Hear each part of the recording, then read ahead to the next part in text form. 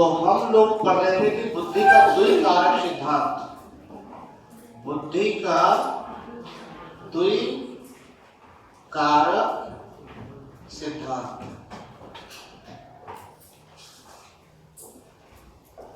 बुद्धि का द्विकारक सिद्धांत किसने दिया था? स्पीयरमैन। ठीक, स्पीयरमैन ने दिया था, ये हम लोग पढ़ रहे थे। यानी कि बुद्धि का द्वितत्वीय सिद्धांत, बुद्धि का द्विकारक सिद्धांत स्पीयरमैन ने दिया था। ठीक, देखेंगे इसके बारे में, थोड़ा सा लिखते रहिए।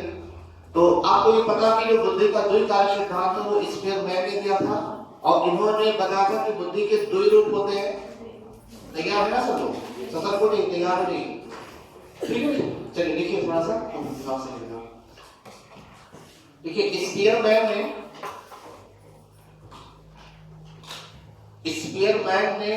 1904 में, किस सन में?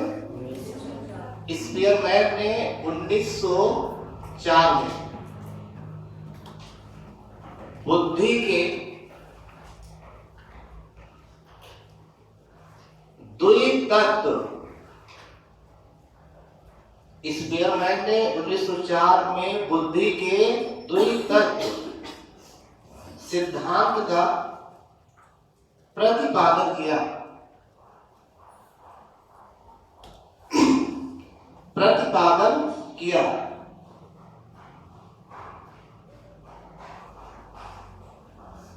और इन्होंने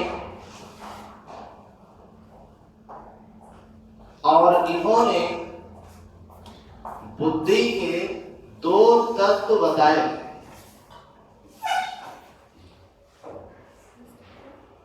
और इन्होंने बुद्धि के दो तत्व बताए। इतना क्लियर हुआ? नंबर 1 हेडिंग लिख लीजिए। नंबर 1 हेडिंग लिखेंगे आप, स्पीयरमैन। अभी देख लीजिए, स्पीयर, अभी देखिएगा नहीं, स्पीयरमैन। ठीक, इन्होंने बुद्धि की कई कारक बताए, दो। एक लिखिएगा सामान्य, एक लिख लीजिएगा विशिष्ट। ठीक है ना? सामान्य को क्या बताया? जी कारक, और विशिष्ट को यश कारक बताया है। ठीक, सामान्य को बताया उन्होंने क्या? अर्जित, सॉरी, जन्मजात, यानी इसको कह सकते हैं अनुवांशिकता। ठीक, और विशिष्ट को इन्होंने बताया अर्जित। अर्जित यानी वातावरण बना है। ठीक, इसी से समझ में आप लोग को। तो स्पीयरमैन ने बुद्धि के द्विकारक कौन कौन से बताए थे? एक सामान्य बुद्धि और एक विशिष्ट बुद्धि। सामान्य बुद्धि को उन्होंने क्या बताया? उन्होंने ये बताया कि ये जन्मजात होती है, ये अनुवांशिकता पर निर्भर करती है। ठीक, और विशिष्ट बुद्धि के अंतर्गत क्या बताया उन्होंने? अर्जित, जो हम बाहरी वातावरण से अर्जित करते हैं उसको क्या उन्होंने बताया? विशिष्ट बुद्धि।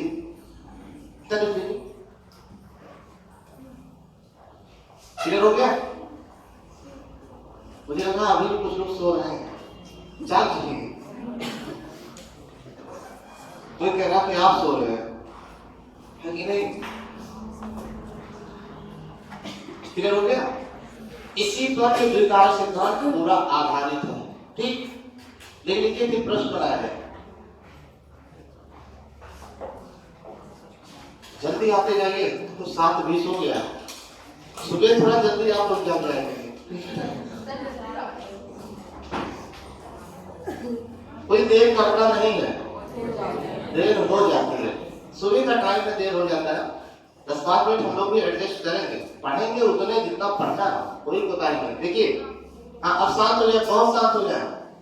बुद्धि का द्विकारक सिद्धांत, बुद्धि का द्विखंडात्मक सिद्धांत, बुद्धि का द्वितत्वीय सिद्धांत, बुद्धि के दो मानसिक योग्यता, बुद्धि के अंतर्गत दो मानसिक योग्यताओं का पता किसने लगाया? स्पीयरमैन। ठीक है ना? प्राथमिक मानसिक योग्यता किसे कहा गया? सामान्य बुद्धि को। द्वितीय मानसिक योग्यता किसे कहा गया? अभी चीज और ध्यान रखिएगा, जितना लिखा दिया जाता है उतना ही नहीं होता है। उससे ज्यादा भी हो सकता है। स्पीयरमैन ने किसको प्राथमिक मानसिक योग्यता बताया? सामान्य बुद्धि यानी जन्मजात बुद्धि यानी कि अनुवांशिक बुद्धि किसको? स्पीयरमैन ने किस प्रकार की बुद्धि को प्राथमिक मानसिक योग्यता के अंतर्गत बताया? क्या वंशानुक्रम को इन्होंने प्राथमिक मानसिक योग्यताओं के अंतर्गत शामिल किया? क्या व्यवहारिक बुद्धि को सामान्य बुद्धि के अंतर्गत स्पीयरमैन ने रखा? नहीं, क्योंकि व्यवहारिक बुद्धि क्या होती है? वातावरण पर अर्जित होती है। बात समझ रहे ना? देख है तो दो ही लाइन, लेकिन कई क्वेश्चन कर रहे हैं। ऐसी मानसिक योग्यता जो वातावरण पर आधारित होती है उसे स्पीयरमैन ने जन्मजात कहा है या फिर अर्जित कहा है? किसे क्या कहा है? अर्जित। जो अर्जित होती है वातावरण पर निर्भर करती है, आपके व्यवहार पर निर्भर करती है, और जो जन्मजात होती है वो आपकी आनुवंशिकता पर निर्भर करती है, आपके वंशानुक्रम पर निर्भर करती है, आपके जीन पर निर्भर करती है, आपके आरएनए डीएनए पर निर्भर करती है, आपके क्रोमोसोम्स पर निर्भर करती है, आपके क्रोमैटिन पर निर्भर करती है, आपके सोच पर निर्भर करती है, आपके पूरा मनोविज्ञान ही समाप्त हो जाएगा। हम आपको जबरी बताते हैं, देखिए साथ हो जाए। वंशानुक्रम को जब खींचेंगे तो क्या निकलेगा? आनुवंशिकता। आनुवंशिकता को जब खींचेंगे तो जीन, और जीन को भी खींचेंगे तो आरएनए और डीएनए को खींचेंगे तो क्रोमोसोम्स, और क्रोमोसोम्स को भी खींचेंगे तो XX और XY निकलेगा, और XY और XX को खींचेंगे तो उसमें निकलेगी क्या? स्मृति, बुद्धि, चिंता, सोचने समझने की क्षमता, संज्ञानात्मक विकास, और जब इन सबको खींचेंगे तो निर्णय लेने की क्षमता, निष्कर्ष निकालने की क्षमता, जब इसको भी खींचेंगे तो आपका व्यवहार। और कितना खींचोगे? नहीं समझ में? एक बार और बोला जाए। इसी में पूरा मनोविज्ञान समाहित है। हम चाहते हैं क्लास खत्म कर दिया जाए। खत्म किया जाए? कोई बोल ही देगा नहीं खत्म किया जाए। अब आप ये बताइए, जो बुद्धि है, जो स्मृति है, जो मूल्यांकन करने की क्षमता है, ये कहां से आया है? ये क्रोमोसोम्स यानी गुणसूत्रों के माध्यम से ही आया है। गुणसूत्र में यही सब चीजें तो समाहित होती हैं। तो स्पीयरमैन को आपने समझा है ना? प्राथमिक मानसिक योग्यता, ये जो जी कारक है ये क्या है? नहीं, ये एक मानसिक योग्यता है। जी कारक, हमने ये नहीं कहा कि जी कारक किसे कहते हैं। जी कारक एक प्रकार की क्या है? मानसिक योग्यता। किस प्रकार की? प्राथमिक या द्वितीय? हाँ, ये प्राथमिक मानसिक योग्यता है। और ये क्या है? प्राथमिक मानसिक योग्यता किसे कहते हैं? क्या इसके लिए प्रयास करना पड़ता है तब आकर के आएगा? ये जन्मजात होती है, अपने आप आ जाती है प्राथमिक, ये मौलिक होती है, इसमें लिए कुछ करने की जरूरत नहीं है, इसको गिफ्ट में मिलता है। बात समझ रहे ना? ये माता पिता के आनुवंशिक गुणों के आधार पर मिलता है, ये आनुवंशिकता के आधार पर मिलता है। ठीक, आनुवंशिकता के आधार पर क्या क्या मिला है? हमें नाक मिला है, कान मिला है, आंख मिला है। किसके आधार पर मिला है? हमारी आनुवंशिकता क्या रही है? मनुष्यता, पशुता नहीं रही है। आनुवंशिकता से क्या तात्पर्य है? केवल आप अपने खानदान को ही जोड़ रहे हैं क्या?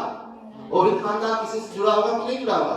वो खानदान होमो सेपियंस से जुड़ा होगा कि नहीं होगा? वो खानदान आदि मानव से जुड़ा होगा कि नहीं होगा? तो हम लोग किसके वंशज हैं? हाँ, तो आदि मानव के वंशज में बहुत घमंड ना करो, ठीक है ना? हमारी आनुवंशिकता आदि मानव से है, जानवर से नहीं है। अगर हमारी आनुवंशिकता जानवर से मिलती जुलती तो पूंछ निकला होता हम लोग के पास, है कि नहीं? ग्लेशियर में आके गायब हो गया, ऑस्ट्रेशियन में। ठीक है, सुनिए, हमारा कहने का मतलब ये है, सही करेंगे आप। तो आनुवंशिकता ये जो नाक, कान, आंख कहां से मिला है? अगर ये आनुवंशिक गुण ना होता तो नाक के आधार, नाक पर क्या निकल आता? पता नहीं क्या निकल आता। देखो, जहाँ नाक होता है वही नाक होता है, जहाँ कान होता है वही कान होता है। ये किसके आधार पर मिल रहा है? आनुवंशिकता के आधार पर। ये जो संरचना बनता है, जो प्राथमिक संरचना बनती है, जो भी भ्रूण में जो संरचना बनती है, किसके आधार पर संरचना बनती है? कोई वहां बनाने जाता है कि कान यहाँ लगा दीजिए, नाक यहाँ लगा दीजिए, पैर यहाँ कर दीजिए, ये सब यहाँ कर दीजिए, ब्रेन यहाँ कर दीजिए। कोई कहा भगवान करते हैं, ठीक है, भगवान है, मानते हैं, लेकिन ये हमें आनुवांशिकता के आधार पर वो चीजें मिलती है।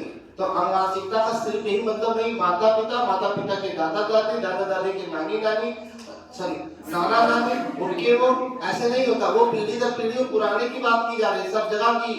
हमारी आनुवांशिकता जानते क्या है? मनुष्य की आनुवांशिकता है, इंसान की आनुवांशिकता। वो गुण हमसे मिल रहे हैं। अगर वो गुण आपसे नहीं मिल रहे हैं तो समझ लो कि वो कोई कह रहा कि आनुवांशिक गुण जानवर का होगा माना जाएगा, है कि नहीं? चलिए देखिए, अब विशिष्ट मानसिक योग्यता किसे कहते हैं? जो अर्जित की जाती है। अब इसका व्यवहारिक परिभाषा क्या हो सकता है? विशिष्ट मानसिक योग्यता से क्या तात्पर्य है? पूछ लेगा तो क्या करेंगे? हाँ, एक ऐसी मानसिक योग्यता जो हमें आनुवांशिकता के आधार पर नहीं मिलती है, एक ऐसी कौशलता जो हम वातावरण के द्वारा अर्जित करते हैं। वो अभ्यास के माध्यम से हो सकता है, वो शिक्षण के माध्यम से हो सकता है, वो वातावरण में रहकर भी हो सकता है। आपने हेल्प किया तो ये विशिष्ट योग्यता है। इसमें किसी चीज की लाने की आवश्यकता नहीं, इसमें हर चीजें हम लोग खुद करके बनाते हैं। ठीक जैसे आपने नृत्य करना सीखा, किसके आधार पर? जी कारक के आधार पर कि विशिष्ट कारक के आधार पर? ये विशिष्ट कारक में आ जाएगा। ऐसा तो था नहीं कि जन्मजात गुण था नृत्य करना, ठीक है ना, सिंगर बनना। ये जन्म सामान्य में प्राथमिक मानसिक योग्यता में ऐसा तो था नहीं, वो तो अर्जित है ना। चलिएगा, तो इतना आप लोगों ने लिखा, ये हो गया। अब ये नोट,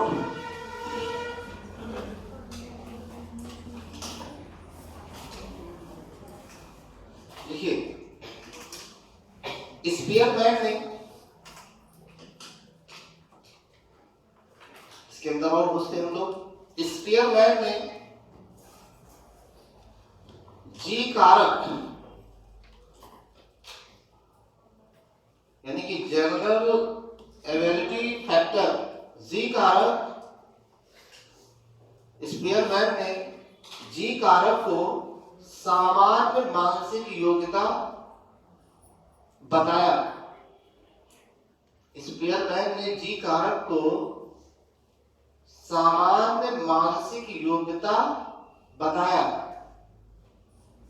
जिसकी आवश्यकता, क्या लिखी? जिसकी आवश्यकता जीवन के सभी पक्षों में होती है। जिसकी आवश्यकता जीवन के सभी पक्षों में होती है।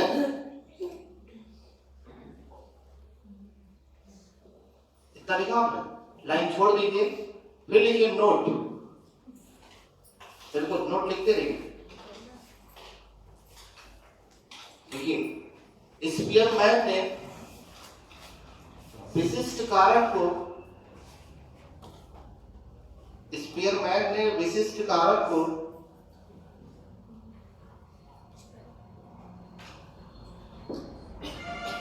विशिष्ट योग्यताओं का, स्पीयरमैन ने विशिष्ट कारक को विशिष्ट योग्यताओं को लिखिएगा, को लिखिएगा, प्रतिनिधित्व करने वाला कारक बताया। विशिष्ट योग्यताओं को प्रतिनिधित्व करने वाला कारक बताया।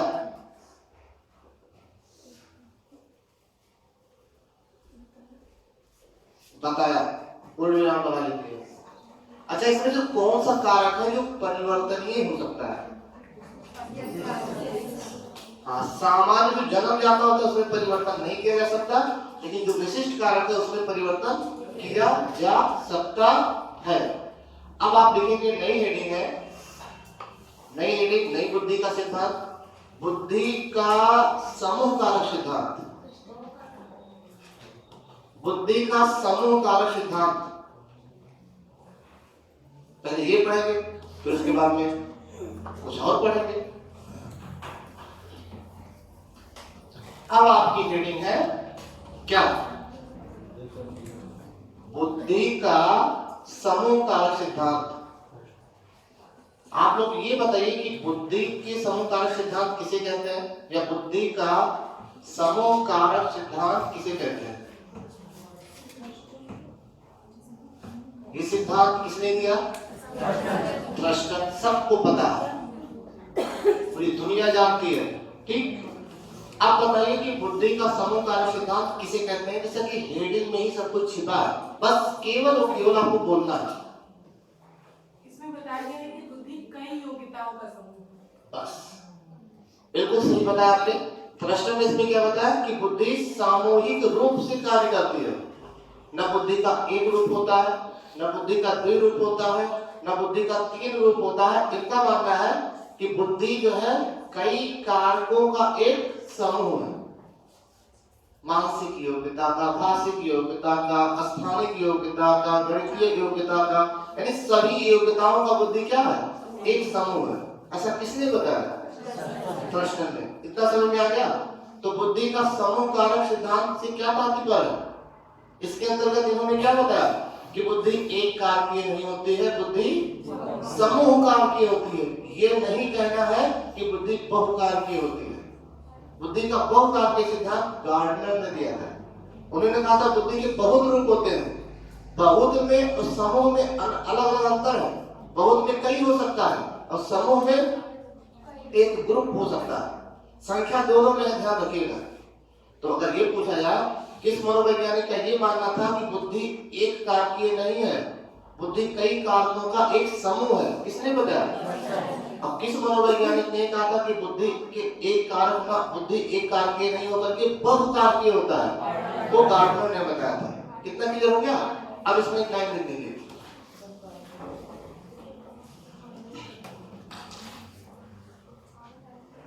कैसे दिखाया जाए? देखिए, थ्रस्टर ने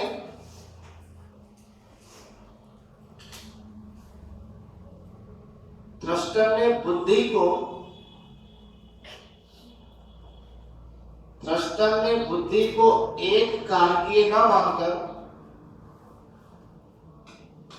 बहुत ही प्यारी लाइन है, क्या लिखा आपने? थ्रस्टर ने बुद्धि को एक कारकीय ना मानकर बुद्धि को समूह कारकीय माना है। समूह कारकीय माना है। अब लिखिए नोट, ये लाइन दे जाती है, नोट लिखिएगा। बुद्धि एक योग्यता का समूह नहीं है। बुद्धि एक योग्यता का समूह नहीं है, बल्कि बुद्धि एक योग्यता का समूह नहीं है, बल्कि बुद्धि कई योग्यताओं का एक समूह है। बुद्धि एक योग्यता का समूह नहीं है, बल्कि बुद्धि कई योग्यताओं का एक समूह है। किसने बताया? किसके वास्ते? हाँ, बुद्धि के वास्ते। हाँ, देखो किसकी शादी है ना? लोग पहले खेलते नहीं थे इसे। क्लियर हो गया इतना? तो थ्रस्टर ने बुद्धि से संबंधित कौन सा सिद्धांत दिया? बोलते रहो, नहीं कॉन्सेप्ट क्लियर नहीं होगा। आप एक हफ्ता पहले पढ़ी चीजों का आकलन कर लीजिए, इस समय क्या हाल है उसका। उसको भी आपने पूरे मन से पढ़ा है। जितना अभ्यास आज करवाने वैसे अभ्यास उसको भी करवाया मैंने। वो सब शब्द आपके बेगाने लगते होंगे। क्यों? क्योंकि अभ्यास न करने की वजह से। बीच में अभ्यास करते रहिए। नई नई चीजें पढ़ना छोड़ दीजिए। आदत जितना पढ़ाया जा रहा उस चीज से नई चीजें बन सकती है। बात समझ रहे ना? जितनी चीजें पढ़ाई जा रही है वो परफेक्ट है, उससे ज्यादा पढ़ने की आवश्यकता नहीं है। अलग अलग जगह से नोट्स इकट्ठा करना बंद कर दो, नहीं कंफ्यूज हो जाएंगे। यहाँ का मनोविज्ञान कहीं और मनोविज्ञान से जोड़ेंगे तो कहीं ना कहीं आपका मनोविज्ञान गड़बड़ हो जाएगा। ध्यान रहे, ठीक? यहाँ जो भी चीजें आपको बताई जा रही है परफेक्ट है, इससे ज्यादा की आवश्यकता नहीं है। जब से सीटेट, टेट और सुपर टेट का जन्म हुआ है तब से लगातार ये विषय हम पढ़ा रहे हैं। ये क्यों बताया मैंने? ताकि आपका विश्वास बढ़े। किसके प्रति? हमारे प्रति नहीं, मनोविज्ञान के प्रति। मुझे तो आना नहीं है परीक्षा में। अच्छा, आप लोगों का मनोविज्ञान देखो क्या है। हमारे प्रति पढ़ाने की जरूरत नहीं है विश्वास। ये जो पढ़ रहे हैं लोग इसके प्रति पढ़ने की जरूरत है, ठीक है ना।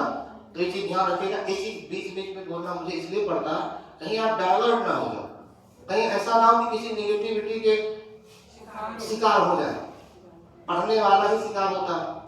आप जानते हैं किसी की पढ़ाई बहुत ठीक ठाक चल रही है, डिस्टर्ब करना, कोई एक स्टूडेंट एक दूसरे को आराम से डिस्टर्ब कर सकता है, खाली इतना कह करके और फिर अपना दिखे, वो डिस्टर्ब है बेचारा। और वो मानसिक रूप से तैयार हो तो इसका काम ही यही है, वो तो हरदम करता चाहेगा बैठेगा करेगा ऐसे। बात समझ रहे ना। और नहीं कुछ कहते तो खाली पैर ही लगा देंगे, ये फर्जी है, ये फर्जी है, ठीक है। इतना कह के अपना काम कर रहा है। ऐसे लोगों से दूर रहिए। कम पढ़िए वो ठीक है, एक लाइन पढ़िए वो ठीक है, वो आपका आत्मविश्वास आपको आगे बढ़ा देगा। लेकिन नकारात्मक व्यक्तियों से बहुत देर बात ना करें। नकारात्मक व्यक्ति की खासियत होती है वो प्रभावित किए बिना छोड़ेगा नहीं आपको। ऐसी कमी बताएगा और वास्तविक कमी बताएगा, और हर इंसान में भी कमी है, उसमें आपसे 10 गुना कमी रहेगा जो बताएगा आपको, लेकिन आपको लगेगा कि मैं ही ऐसा हूं, है ना। तो ये चीज आप थोड़ा कम पढ़िए वो ठीक है, लेकिन आप लोग मानसिक रूप से मजबूत रहिए। किसी की वजह से डिस्टर्ब ना हुई, उसको डिस्टर्ब कर दिया करिए उस मामले में, लेकिन खुद ना डिस्टर्ब ना हो, ठीक है। इन्हीं बातों के साथ मैं अपनी बात को बढ़ाता हूँ, ठीक है ना। खत्म कैसे करोगे, क्लास चल रहा है, ठीक है। बुद्धि का समूह कार्य सिद्धांत किसने दिया था? इन्होंने क्या बताया था? बुद्धि एक कारक नहीं है, बुद्धि कई कारकों का समूह है। जब भी हम कोई निर्णय लेते हैं तो उसमें बुद्धि एक ही रूप में नहीं काम करती है, बुद्धि की कई गुण मिल करके उस डिसीजन में मदद करते हैं। ऐसा किसका मानना था? थ्रस्टन का।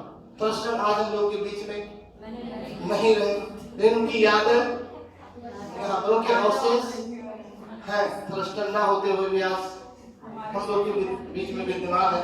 इतना लिखा आपने। चलिए अब लिखेंगे नोट। कुछ लोग सोच रहे थे थ्रस्टन खत्म नहीं, अभी जिंदा है। नोट लिखेंगे। थ्रस्टन ने नोट में लिखेंगे आप लोग, ये नोट हमारी पहचान है, ध्यान रखिएगा, नोट जरूर लिखिएगा। थ्रस्टन ने अपने समूह कारक विश्लेषण के आधार पर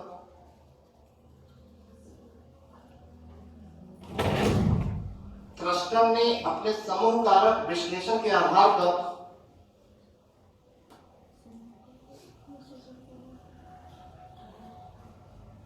सात मौलिक मानसिक योग्यताओं का पता लगाया।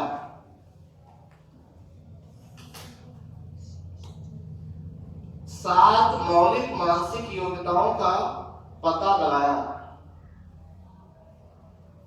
इतना लिख करके थोड़ा धैर्य बनाइए। बहुत सही। थ्रस्टन ने अपने समूह कारक विश्लेषण के आधार पर सात मौलिक मानसिक योग्यताओं का पता लगाया। कितना लिखा आपने? जो इस प्रकार है, देख लीजिए। अब खुश होकर पढ़ेंगे तो उसको तो आना ही आना परीक्षा में, दुखी होकर पढ़ेंगे आएगा जा ही नहीं पाओगे। दुखी होकर कोई काम ना करो, या तो उस काम को करो ना। बात समझ रहे ना। खुश होकर आप काम करेंगे ना तो उसमें आपको सारी चीजें मिल जाएंगी, और दुखी होकर काम करेंगे तो उसमें कुछ भी नहीं मिलने वाला हो, समय आपका बर्बाद होगा। जहां विश्वास ना हो वहां मत जाओ, और जहां चले जाओ वहां विश्वास कर लो। अगर अपनी भलाई चाहते हो तो फंस गए हो तो विश्वास कर लो, नहीं फंसे हो तो वहां से निकल जाओ। बात समझ में? 2-4 हजार में कुछ नहीं होता है, ध्यान रखिएगा। कैरियर सबसे प्राथमिकताओं में रखिए। अगर आकर के बाई चांस गलती से फंस गए हो, 2-4 हजार आपका फंस गया है तो केवल 2-4 हजार रुपया फंसा है, आपकी कैरियर नहीं फंसी है। बहुत पैसा पता नहीं कहां चला गया। पढ़ाई एक ऐसी चीज है, पढ़ाई और दवाई है ना, जल्दी समझ में नहीं आती।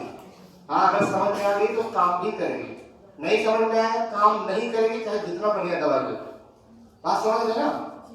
मास्टर की पढ़ाई और डॉक्टर की दवाई किस पर निर्भर है? विश्वसनीयता पर। और ये विश्वसनीयता अपने आप नहीं आती है, उसमें ऐसा कुछ होता है जो विश्वसनीयता आपको दिलाने का काम करता है, और कुछ नहीं है उसमें आपको। क्लियर हो गया? एक चीज और बताना चाहेंगे कि हम लोग तो पढ़ते जा रहे हैं, सबसे ज्यादा योग्यता प्रभावित करता है कि व्यक्तित्व प्रभावित करता है? यही पूछना चाहते थे, क्योंकि हम लोग पढ़ते जा रहे हैं और हम लोग के दिमाग में जो मानसिकता है जो बनी हुई है, किसी भी व्यक्ति की योग्यता, हमने एक लाइन लिखा था फेसबुक पे, लिखा भी था मैंने इस चीज को, किसी ने पढ़ा?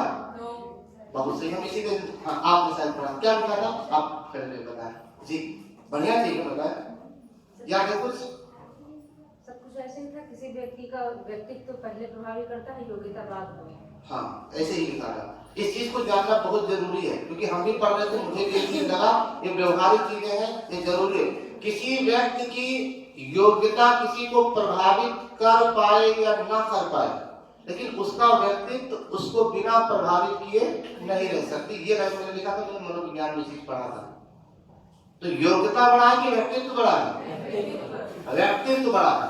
योग्यता से कोई प्रभावित नहीं का ध्यान रखिएगा। आप किसी भी पद पर हो, किसी भी पोस्ट पर हो, बहुत पैसा है आपके पास, बहुत ज्ञान है, उससे व्यक्ति प्रभावित बहुत कम होता है, लेकिन आपके व्यक्तित्व से ज्यादा प्रभावित होता है, ऐसा मनोविज्ञान कहता है। ठीक है ना? तो इस चीज को भी दिमाग में रखिएगा पढ़ते समय, इसलिए ये बताना जरूरी था। ठीक, चलिए क्या लिखा आप लोगों ने, उसको प्रश्न बनाए, थोड़ा मूड चेंज हुआ। अरे हम लोग के पास अभी 20 मिनट का समय है, मन छोटा ना करें। 20 मिनट में तो पृथ्वी को 20 बार पलटेंगे हम लोग, चाहे हम लोग बचे चाहे ना बचे। प्रश्न बनाओ। बुद्धि का अधिकारक सिद्धांत कब और किसने दिया? हाँ, ये हो सकता है। लास्ट वाली जो लाइन लिखा है उस पर प्रश्न बनाए।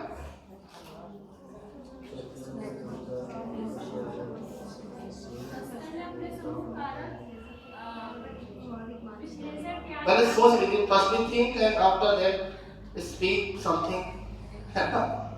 और कोई? हस्कर ने बुद्धि का समूह कारक सिद्धांत में कितने बुद्धि के मौलिक योग्यताओं के बारे में बात की? चलिए, और कोई? और अच्छा बोले और स्पष्ट क्वेश्चन करें। तो आप लोग ये कह रहे हैं थ्रस्टर ने अपने समूह कारक विश्लेषण के आधार पर, थ्रस्टर ने अपने जो समूह बुद्धि का समूह कारक सिद्धांत दिया था, उसके अंतर्गत उन्होंने कितनी मौलिक योग्यताओं का पता लगाया था? उत्तर नहीं बताना है, क्वेश्चन बनाना था। और समूह कार्य के अंतर्गत 7 मौलिक अधिकारों बताया, 7 मौलिक योग्यताओं का वर्णन किया है। और क्या क्वेश्चन बनेगा? नहीं, बहुत सही कहा। ठीक है, क्वेश्चन बड़ा हो या छोटा जी? जी, मानसिक योग्यता से तात्पर्य सोचने, समझने, चिंतन करने की क्षमता को मानसिक योग्यता कहते हैं। सही है, यही होती है मानसिक योग्यता जी। हाँ, बिल्कुल वही सही है ना? तो मानसिक योग्यता का मतलब यही हो गया, हमारे सोचने समझने की क्षमता को भी मानसिक योग्यता कहते हैं। ठीक है ना? निर्णय लेने की क्षमता, मूल्यांकन करने की क्षमता, यही सब मानसिक योग्यता के समूह है। अब आप लिखेंगे नंबर 1, वाचिक योग्यता। वाचिक आपने कहा, वाचिक योग्यता 7 वो मौलिक जो समूह कारक है उनको लिखना पड़ेगा, और हेडिंग नहीं, कीवर्ड टू द पॉइंट बस, क्योंकि ये कई बार ऐसे पूछा गया है कि थ्रस्टर ने 7 मौलिक जो मानसिक योग्यताओं का पता लगाया था वो कौन कौन से हैं। अब देखिएगा, वो केवल हम लोग मौलिक योग्यता ही नहीं पता करेंगे, उसको पढ़ेंगे भी तो, उसको समझेंगे भी तो, इसमें भी मनोविज्ञान सीखा होगा। मनोविज्ञान लिखने विषय नहीं है। अगर आपको लिखने का मौका नहीं मिलता, आपके हाथ वो कर रहे हैं, क्या नाम है, क्या बोलते हैं, लिखने के लिए तत्पर वाले क्या बोलते हैं, हाथ वो करता नहीं कि ना कुछ लिखे कुछ लिखे, नहीं जानता है, मतलब हाथ से परेशान रहता लिखने के लिए। हाँ, सर जो आप कहना चाह रहे हैं वो हम समझ गए, आप नहीं कहना चाहते वो बात की बात है। हाँ ठीक है। तो देखिए वाचिक योग्यता, ये वाचिक योग्यता क्या है? सुनो ज्ञान के सागर लोग, हमने ये पूछा है कि वाचिक योग्यता क्या है। वाचिक योग्यता एक प्रकार की मानसिक योग्यता है। अब ये बताना कि वाचिक योग्यता किसे कहते हैं? वाचिक योग्यता उसे कहते हैं बोलने की क्षमता को क्या कहते हैं? वाचिक, वाचिक मतलब पढ़ना भी तो हो सकता है, पढ़ने की क्षमता भी तो हो सकती है। वाचिक मतलब वाचन करने से संबंधित है, यानी कि शब्दों को पढ़कर समझने की योग्यता, उसे क्या कहेंगे? वाचिक योग्यता। कुछ लोगों में शब्दों को पढ़ करके समझने की योग्यता ज्यादा होती है, कुछ लोग शब्द को पढ़ते हैं लेकिन उतना नहीं समझ पाते जितना वो शब्द बोलता है। कभी कभी जो शब्द लिखा होता है उससे कम समझ पाते हैं, कभी कभी कोई शब्द बहुत ज्यादा प्रभावित करने वाला शब्द होता है। तो वाचिक योग्यता के अंतर्गत क्या होता है? शब्दों को समझने की योग्यता। और जिस व्यक्ति के अंदर शब्दों को समझने की योग्यता आ गई, उसको अधिगम करने से कोई रोक ही नहीं सकता। ठीक, दूसरा लिखिएगा, संख्यात्मक योग्यता। दूसरा कौन सा योग्यता बनाया उन्होंने? संख्यात्मक योग्यता। ये कैसी मानसिक योग्यता है बताएं जी, थोड़ा चर्चा कर लें। यानी जोड़ने, घटाने, गुणा करने, भाग करने और खुद भाग जाने, संख्यात्मक योग्यता में क्या होता है? संख्यात्मक समस्याओं का समाधान करना या संख्या से संबंधित योग्यताओं का पता लगाना, वो संख्यात्मक योग्यता के अंतर्गत है। जैसे जोड़ना, घटाना, ये भी एक प्रकार की क्या है? योग्यता है। कुछ लोग देखिए संख्या दे दीजिए वो जोड़ नहीं पाएंगे, 13 रुपए का ये, 12 रुपए का ये, 2 रुपए का ये और 18 रुपए का ये, कितना रुपया हुआ? अब जिसके पास संख्यात्मक योग्यता होगा वो फटाफट जोड़ देगा। अब कुछ लोग बिना लिखे नहीं जोड़ पाएंगे, बिना मोबाइल के नहीं जोड़ पाएंगे, है कि नहीं? और जिसके अंदर संख्यात्मक योग्यता होता है वो माइंड कैलकुलेशन बड़ी तेजी से करता है, और जिसके पास संख्यात्मक योग्यता नहीं है वो माइंड कैलकुलेशन तेजी से नहीं कर पाता, वो अपना ही रुपया देके चलाता है। ठीक है ना? और जिसके पास संख्यात्मक योग्यता होता है वो दूसरे का हिसाब किताब में बताएगा, तेरा इधर हुआ, तेरा उधर हुआ, तेरा 26 और 2 रुपया मेरा, तो ये मेरा, और वो समझ नहीं पाया तो घुमा दिया उसने, और शाम को उसको समझ में आएगा। जब तक कि तो ये योग्यता जिसमें होती है वही उसका मैथ ठीक ठाक होता है। ठीक है, अब यहाँ से एक प्रश्न करते हैं, किसी संख्या का बार बार घटना क्या कहलाता है? किसी संख्या का बार बार घटना, किसी संख्या का बार बार जुड़ना क्या कहलाता है? हाँ, किसी संख्या का बार बार जुड़ना कहलाता है गुणा। जैसे गुणा कैसे होगा? जैसे 2 में 2 जोड़ेंगे तो कितना हो जाएगा? 4, 4 में 2 जोड़ेंगे तो कितना हो जाएगा? 6। कौन सी संख्या इसमें बार बार जुड़ रही है? किसी संख्या का बार बार जुड़ना क्या कहलाता है? गुणा कहलाता है, जोड़ नहीं कहेंगे उसको। और किसी संख्या का बार बार घटना क्या कहलाता है? उसको भाग कहते हैं। 25 सेकंड में 25, 25 में से 25 घटाएंगे कितना बचेगा? तो कह रहा 25 बचेगा। 50 में से 25 घटाएंगे तो कितना बचेगा? 50 में से 25 घटाएंगे तो कितना बचेगा? समझ नहीं आ रहा, वो कुछ गलत बता रहे थे, नहीं समझ याद नहीं आ रहा। चलिए लिखिए जाने वस्तु प्रेक्षण योग्यता। चलिए आते हैं इस क्वेश्चन, वस्तु प्रेक्षण योग्यता तीसरा है ना, वस्तु प्रेक्षण योग्यता। इसका मतलब क्या है? हाँ, किसी वस्तु को देखकर पहचानने की क्षमता। लेकिन कुछ लोग जाते हैं मार्केट में, किसी वस्तु को देख के पहचान जाते हैं ये ओरिजिनल है ये डुप्लीकेट है। और कुछ व्यक्ति हैं पहचान ही नहीं पाते। कोई वस्तु खरीदने के लिए कह दीजिए तो ऐसा चीज लेके आएंगे कि दोबारा उनको भेजेंगे नहीं कि लेकर आएंगे। कुछ लोगों में किसी भी वस्तु को पहचानने की क्षमता ज्यादा होती है, कुछ लोग नहीं पहचान पाते हैं वस्तुओं को। तो ये भी एक प्रकार की क्या है? मानसिक योग्यता। ठीक, इसका भी समूह कारक किसने बताया?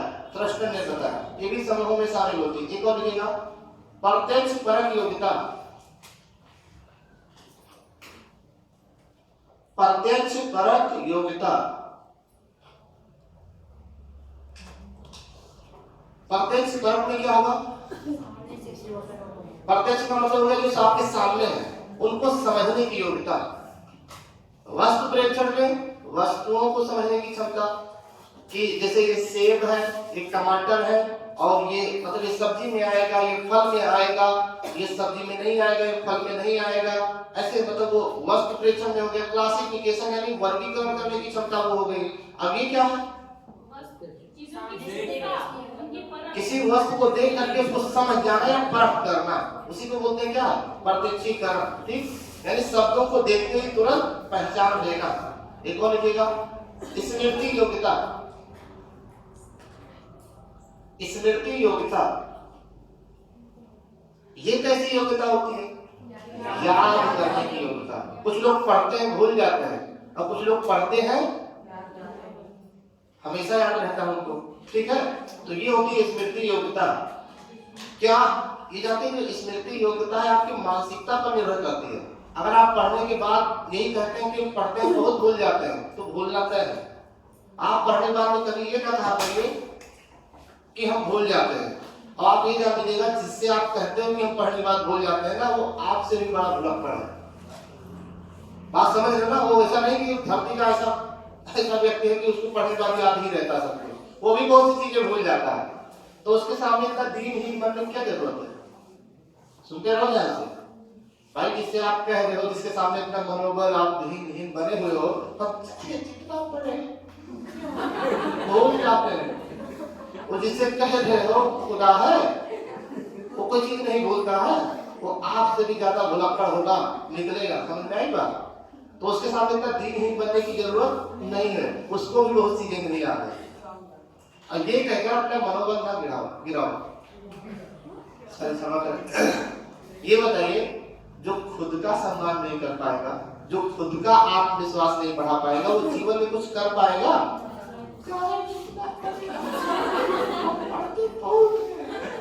भूल जाते हैं। ये सब कहना छोड़ दो, ठीक नहीं होगा। कैसे भूल जाते हो? साल भर की चीजें, कहीं झगड़ा हुआ, कोई बात है वो नहीं भूले हो, भीतर वो याद है। अगर याददाश्त इतनी कमजोर होती तो साल भर पहले वाली चीजें जो आप लोगों के बीच में बात हुई है, वो क्यों नहीं भूल रहे हो?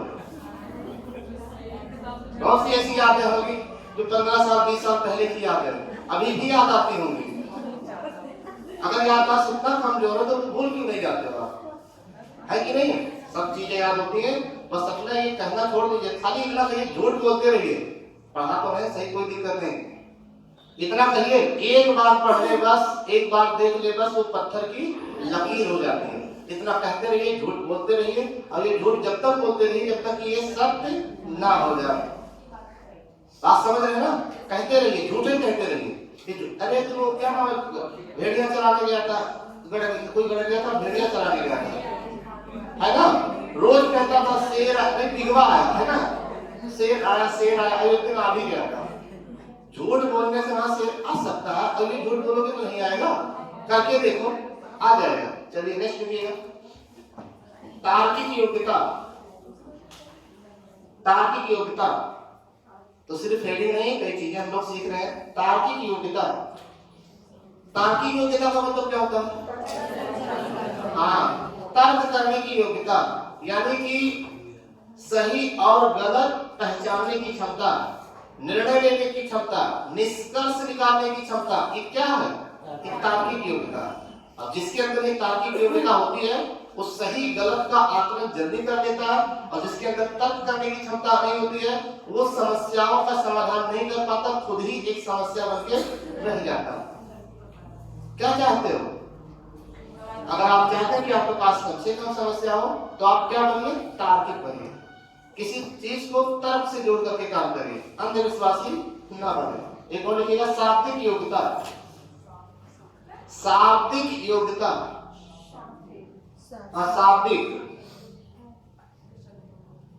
शाब्दिक योग्यता क्या होता है? यानी शब्दों के माध्यम से चिंतन करना।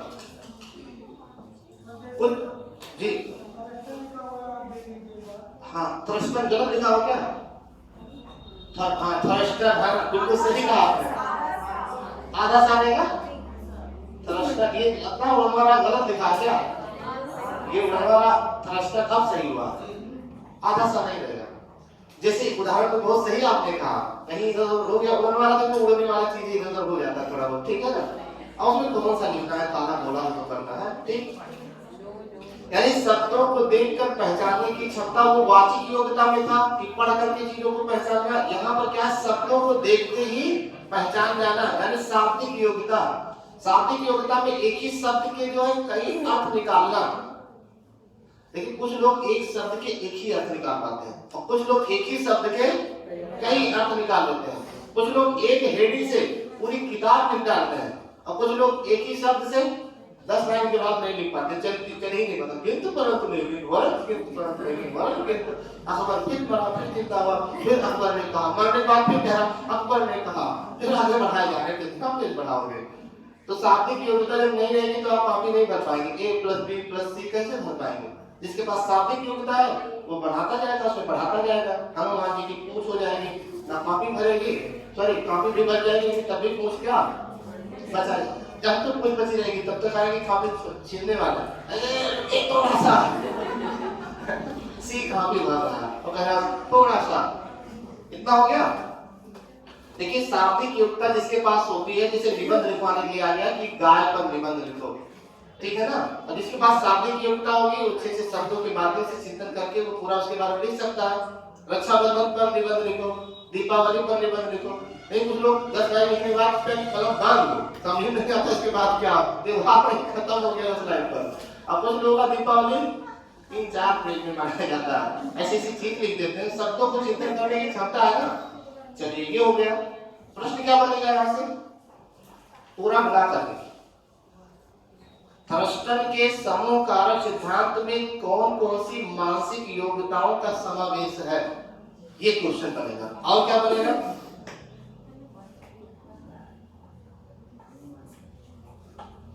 अब आप देखिए, आप लोग इतना टाइम ले लेते हैं बनाने में, खाने में हो कितना टाइम लग जाएगा। अब आप देखो गिलफोर्ड का 3 आयामी सिद्धांत, एक और लिखेगा गिलफोर्ड, कहीं कहीं गिलफोर्ड लिखा हुआ है। गिलफोर्ड का 3 आयामी 3 डायमेंशन 3D जिसको बोलते हैं, 3 आयामी या 3D संप्रत्यय। अच्छा बहुत सही, गिलफोर्ड अब जिंदा हुए। गिलफोर्ड का 3 आयामी या 3D सिद्धांत, ध्यान रखिएगा 3 चापीय सिद्धांत ये नहीं है, 3 आरी सिद्धांत नहीं है। बुद्धि का जो 3 आरी सिद्धांत है, 3 चापीय सिद्धांत है, वो ईस्टर्न वर्ग का है। और बुद्धि का जो 3 स्तरीय सिद्धांत है वो जॉन डी कैरोल का है। और ये है बुद्धि का 3 आयामी सिद्धांत जो गिलफोर्ड का है। तो ज्यादा तो नहीं हो गया, फिर से समझिए। बुद्धि का 3 आरी सिद्धांत, 3 चापीय सिद्धांत, बुद्धि का 3 तंत्र सिद्धांत वो ईस्टर्न वर्ग का है, क्लियर। जबकि बुद्धि का 3 आयामी सिद्धांत, बुद्धि का 3 डायमेंशन सिद्धांत ये किसका है, ये गिलफोर्ड का है। जबकि बुद्धि का 3 स्तरीय सिद्धांत जॉन बी कैरोल का है। क्लियर हो गया तीनों। वही क्या तो नोट में लिख लो कहीं टाइम है, क्योंकि अभी मुझे भी याद आ रहा है, अभी तो अचानक याद आया, नेटवर्क आया, नोट मेरे भूल जाएंगे नहीं, नोट पे कहीं लिख दो, उसी में नोट में लिखा जा सकता है। नोट का मतलब क्या, तो सबसे अलग लैंग्वेज में नीचे लिख सकते हो डायरेक्ट। जब इकट्ठा रहेगा ना तो डिस्टर्बेंस नहीं होगा, नहीं पता लगा एक वहां लिखा है एक यहाँ लिखा है, उसी में ढूंढने में दिक्कत हो जाएगी। देखिए ऐसे लिखे, बुद्धि का 3 चापीय, बुद्धि का 3 आरिक, बुद्धि का 3 चापीय, बुद्धि का 3 आरिक, बुद्धि का 3 तंत्र। 3 चापीय मत लिखो प्लीज, समझ गए ना आप लोग। बुद्धि का 3 चापीय, 3 आरिक, बुद्धि का 3 तंत्र, गाने कौन से खींच लो, 3 लिख करके खींच दो, ये हो गया। यह ईस्टर्न वर्ग का, ईस्टर्न वर्ग, ईस्टर्न नहीं, ईस्टर्न बुद्धि लब्धि के जनक है। अब ये ईस्टर्न वर्ग है, विलियम ईस्टर्न बुद्धि लब्धि के जनक है, ठीक। अब ये कौन है, ईस्टर्न वर्ग है, क्लियर। फिर लिख लीजिएगा दूसरा, बुद्धि का 3 स्तरीय सिद्धांत कैरोल, बुद्धि का 3 स्तरीय सिद्धांत कैरोल, जॉन बी कैरोल ऐसे लिख सकते हैं। इसको लोग पढ़ेंगे फिर, लेकिन आप इसको नोट कर लीजिए इसी सामने। आपने लिखा बुद्धि का तीर आरिक, बुद्धि का तीर चापिये, बुद्धि का तीर तंत्र सिद्धांत स्टैनवर्ड, हैव यू डन? उसके बाद लिख रहे हैं बुद्धि का तीर स्तरीय मॉडल, बुद्धि का तीर तंत्र सिद्धांत, तीर स्तरीय सिद्धांत, बुद्धि का तीर स्तरीय सिद्धांत, जॉन बी कैरोल। क्लियर? बाकी जो समस्या यहाँ था हम लोग पढ़ ही रहे। गिलफोर्ड का तीर आयामी सिद्धांत, ठीक लिखिएगा।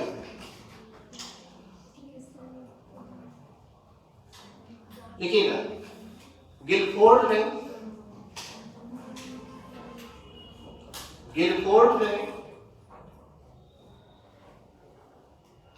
3 प्रकार की मानसिक योग्यताओं का पता लगाया।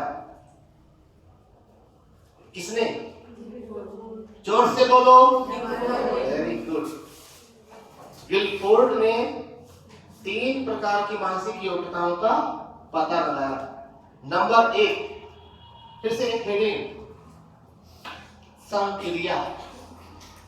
इस शब्द जो है आपके मनोवैज्ञानिक शब्द है संक्रिया। पहले संक्रिया, ठीक।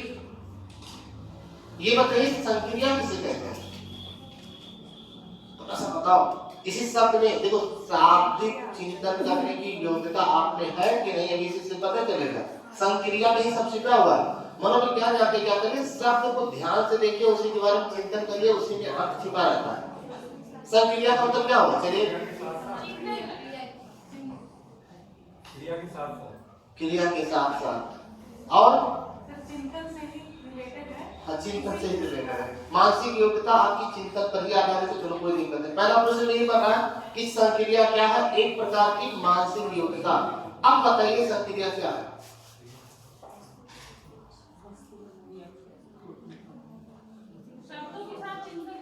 चलिए और क्या हो सकता है? कहीं ढूंढ रही हो सकता मिल जाए, नहीं मिल रहा क्या?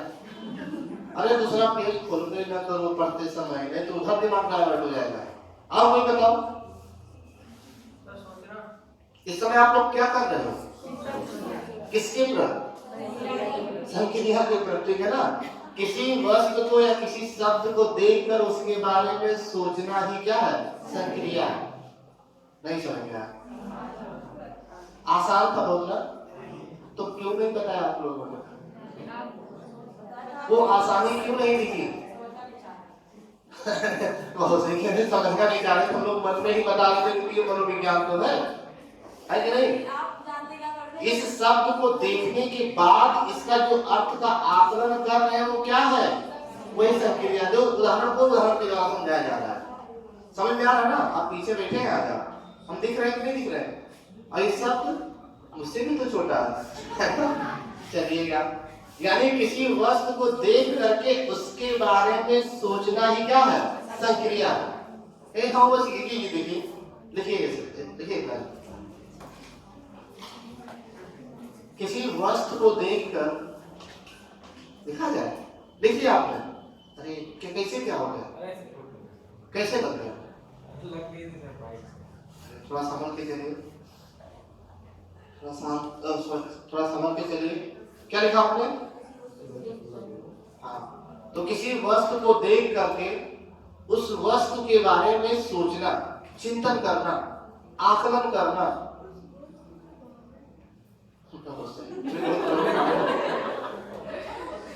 किसी वस्तु को देखकर उसके बारे में चिंतन करना, निष्कर्ष निकालना, आकलन करना, जानकारी प्राप्त करना, संक्रिया कहलाता है। जी दोबारा फिर वही शब्द नहीं बोल पाएंगे, किसी तरीके से बनाए देख लो सर, बना, ठीक है। किसी वस्तु के बारे में, किसी वस्तु को देखकर उसके बारे में चिंतन करना, निष्कर्ष निकालना, आकलन करना, जानकारी प्राप्त करना, संक्रिया कहलाता है। अच्छा, ये जब शब्द आपने देखा तो इसके बारे में क्या क्या आपने सोचा?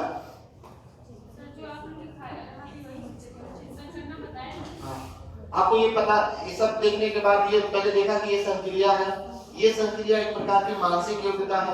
अब इस मानसिक योग्यता का पता गिलफोर्ड ने लगाया। अब ये गिलफोर्ड के त्रिआयामी सिद्धांत में शामिल है। अब संक्रिया का मतलब क्या होता है?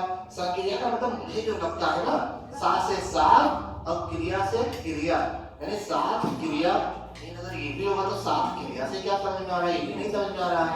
अभी कोई क्रिया करना, साथ से साथ क्रिया करना, क्रिया साथ ये भी नहीं मैच कर रहा है।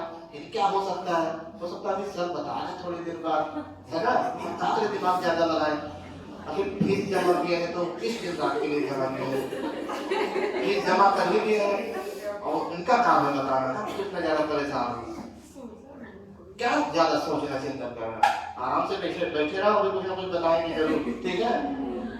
और लोग क्या सोच रहे होंगे? अब जो भी आप संक्रिया कर रहे थे, हम जितना समझ पाए उतना बताए, ठीक? तो संक्रिया का क्या अर्थ है?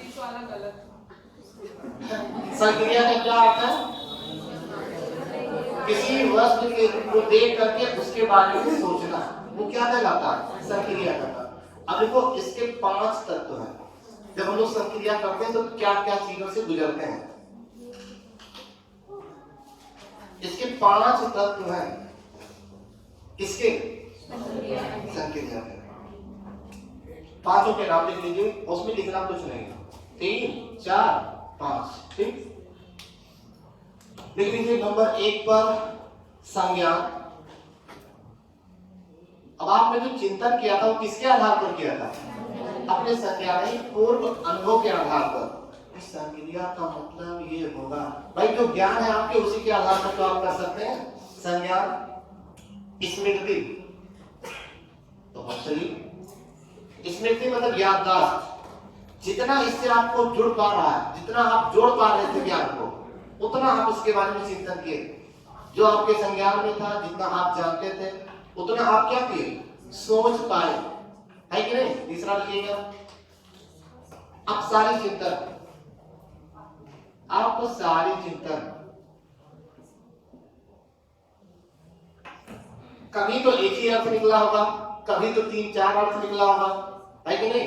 अब सारी चिंतन का मतलब क्या? एक ही शब्द का आपने कई अर्थ निकाला होगा, लेकिन एक कहीं ना कहीं एक डिसीजन पर जाके आप पहुंचे होंगे। किसका मतलब? ये एक अर्थ होगा, ये होगा। कि किसी वस्तु को देखते हैं तो हम कई प्रकार से तो सोचते हैं, ये काला है, ये हल्का नीला है, ये सूती है, ये फट जाएगा, ये जो है ठीक नहीं है। अंत में क्या करते हैं? तो मिला के ठीक है कि नहीं? तो ये अब सारी चिंतन हो गया, ठीक? फिर लास्ट में क्या हुआ? मूल्यांकन। आपने मूल्यांकन कर लिया कि ये ठीक है, बिल्कुल सही है, इसको हमारे लिए ज्यादा उपयुक्त है, ये सही रहेगा, यही ठीक है, इससे ज्यादा ठीक नहीं हो पाएगा। आपने सही गलत का निर्णय कर लिया, वो आपका क्या हो जाएगा? मूल्यांकन। तो किसी वस्तु को जब हम देखते हैं तो कौन कौन सी संक्रिया से होकर गुजरना पड़ता है? संज्ञान। संज्ञान को अगर ऐसे समझा जाए तो जो ज्ञान आपके पास है वो क्या है? संज्ञान है। यानी जो आप जानते हैं वो आपके संज्ञान में है। स्मृति का मतलब क्या हुआ? आपकी याददाश्त। जितना आपकी याददाश्त होगी उतना आप चिंतन कर पाएंगे। अब सारी चिंतन का मतलब क्या होता है? उस वस्तु का कई अर्थ निकालना, कई चीजों से जोड़ करके निकालना। अगर इसको ले गए तो ये नहाने के भी काम आएगा, खाने के भी काम आएगा, हल्का सा सब्जी में भी डाल देंगे तो वहां भी स्वाद बढ़ाएगा, है कि नहीं? अब सारी चिंतन कुल मिला करके ये जो है, हाँ, इस काम में ज्यादा जरूरी है। एक ही दिशा में आपने सोच लिया, कुल मिला के मूल्यांकन भी कर दिया कि ये हमारे लिए बहुत उपयुक्त है, ये सही ही है, इसमें कोई शक नहीं है। इतना हो गया। अब इस पर क्या प्रश्न बनेगा? पूरा पढ़ गया तो मुझे लगता है यही खत्म हो गया, है कि नहीं? ये संज्ञान क्या है? यह संक्रिया। संज्ञान क्या है? यह संक्रिया का एक तत्व है। स्मृति क्या है? याददाश्त। जो हमें ज्ञान है वही हमारी स्मृति है। अब सारी चिंतन किसे कहते हैं? जब हम किसी भी समस्या का समाधान कई तरीके से करते हैं तो उसे क्या कहते हैं? अब सारी चिंतन। किसी समस्या का समाधान जब हम एक ही तरीके से करते हैं तो उसे क्या कहते हैं? अगर कोई बालक एक सवाल को 4 तरीके से लगाता है तो क्या होगा? अब कोई बालक अगर एक सवाल को एक ही तरीके से सॉल्व कर पाता है। मूल्यांकन का मतलब सही गलत का निर्णय। मेरा सवाल बिल्कुल सही है, उत्तर आ गया है। RHS is equal to LHS, LHS is equal to RHS। इसको होगा वही जानता ही नहीं इसको। तो ये 5 संक्रिया अब प्रश्न क्या बनेगा? गिलफोर्ड ने अपनी 3 मानसिक योग्यताओं के अंतर्गत संक्रिया के अंतर्गत तो कितने तत्वों का समूह बताया? 5। आप लोग क्यों 5 बोलना था? कितना बड़ा प्रश्न था, देखिए, ठीक है ना। गिलफोर्ड ने जो 3 मानसिक योग्यताओं का पता लगाया, उसने संक्रिया के अंतर्गत कितने मानसिक योग्यता बताया, कौन कौन से थे? बाकी जो 2 बचा है, इसके लिए करना क्या होगा? आपको कितना दिन इंतजार करना पड़ेगा? क्योंकि कल से हम लोग क्या पढ़ेंगे? हिंदी। कल से हम लोग का हिंदी है, 3 दिन हम लोग हिंदी भी पढ़ेंगे। वहां से भी उतने नंबर मिलना है जितना कि यहाँ से मिलना है। तो आज ये चैप्टर क्लोज हो रहा है। चैप्टर क्लोज नहीं हो रहा है, ये अभी 2 चीज बची है। क्लास छोड़ेंगे समझ में नहीं आएगा, इसलिए क्लास में बने रहिएगा, ठीक है ना।